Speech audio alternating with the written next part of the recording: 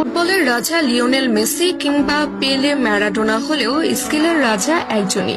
কোনো তর্ক ছাড়াই তিনি রাজা, নিঃসন্দেহে সেই ব্যক্তিটি নেইমার জুনিয়র। বল পায়ে রাজত্ব কায়েম করা নেইমার আবারও আলোচনায় এসেছেন তার স্কিল শো করে। সান্তোসের হয়ে স্কিল শো করে আলোচনার কেন্দ্রবিন্দুতে পরিণত হয়েছেন নেইমার। সান্তোসের হয়ে মাঠে নেমে গোল পাওয়ার দিনে নেইমার অদ্ভুত এক স্কিল দেখিয়ে প্রতিপক্ষকে বোকা বানিয়ে বল নিয়ে ছুটে গেছেন নেইমার দ্য সান্তোস জুনিয়র। এমন নেইমারকে যেন ভক্তরা খুঁজছিল।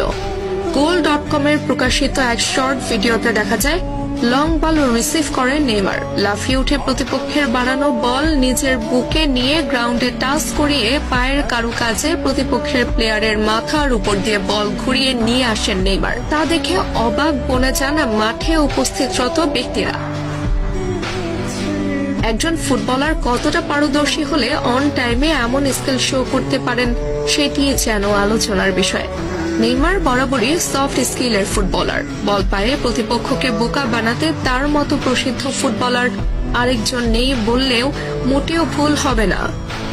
তবে এমন স্কিল ফুটবলারের সার্ভিস সান্তোস কতদিন নিতে পারবে সেটি মূল প্রশ্ন।